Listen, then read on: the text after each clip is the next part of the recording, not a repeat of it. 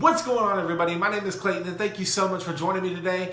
Guys, if you haven't already, please subscribe to this channel if you love mental health awareness content, depression and anxiety tips and tricks of how to beat it and how to fight it. And guys, please turn on that notification bell. You'll get videos every single time I upload one. And please, please, please smash that like button on this video. It'll help this channel out tremendously. I need to get this content out there for people who need it, for people that are suffering through social anxiety, depression, anxiety attacks, all of the above. Today I want to make a video about high blood pressure and people that have health anxiety. Now, the reason I say high blood pressure and put it in quotations is because that these people don't have high blood pressure. It's not their natural blood pressure when they go into an emergency room or they're getting checked out by an ambulance and they run, your blood pressure is going to be really, really high. It's going to be elevated. You're going through a traumatic experience when you have a panic attack. That's something to keep in mind. So when you're having a panic attack, your blood pressure numbers are going to be skyrocketed. Mine personally got up to the 200s, and that's like stroke level.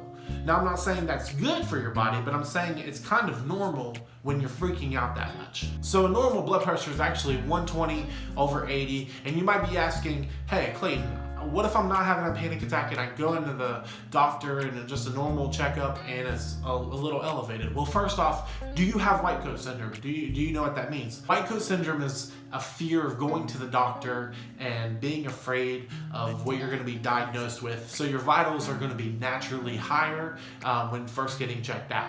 So my last time being in the hospital, when I first walked in, my blood pressure was through the roof. I mean, it was like 190/110. So I got there, I stayed a couple nights. I woke up and my blood pressure was like 130/84, I believe. So yeah, because I had white coat syndrome, because I was afraid of going to the hospital, I was afraid of going and getting checked out by a doctor, my vitals were crazy high. But it's the body's natural response when you're panicking, when you're anxious about something, that your blood pressure is going to be elevated along with your heart rate.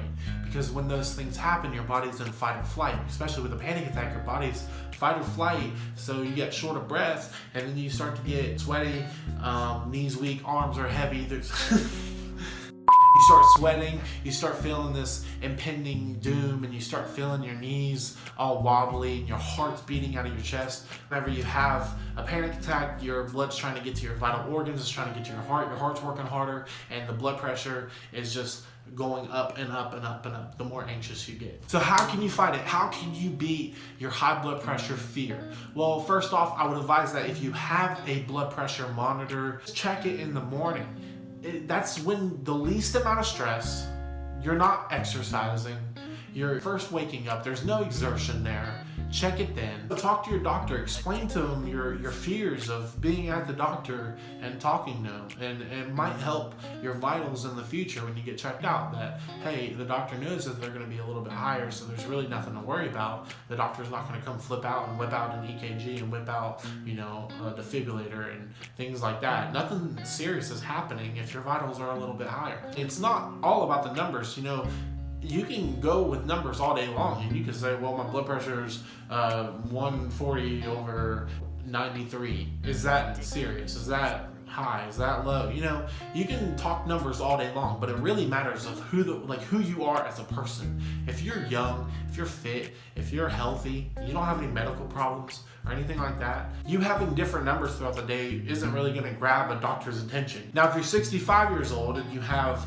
COPD, you have congestive heart failure, and on top of that, you've had like 4 heart attacks in the past, that person is going to be a lot more concerning than somebody that is young, fit, and healthy. And more of a personal experience is I had fear of high blood pressure. It actually led to my first panic attack.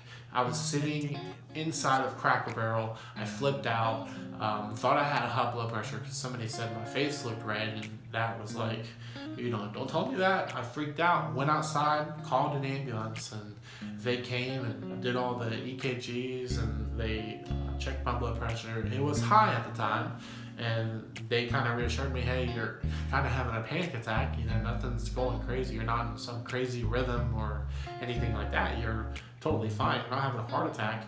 And so after that, before I left, they told me, hey, do you want to go to the hospital? Do you want to just, go back? And I was like, okay, I'll go back. So they checked me out, my blood pressure one more time, and guess what? It was like back to normal. After the reassurance and after the panic attack, it went back to normal. So I'm telling you guys, when you're having a panic attack, it's a very scary thing. And when you have white coat syndrome, it's a very scary thing as well. But it's totally normal for your vitals, your heart rate, your blood pressure. It's normal for them to be a little bit higher than normal. Anyways, guys, I hope that reassured you in some way. If you suffer with high blood pressure, just drop a comment down below. I like hearing stories from you guys' personal experience, and if I can say anything reassuring to help anybody on this channel, then I will do it. Guys, thank you so much for watching, and I'll see you guys next time. Bye-bye.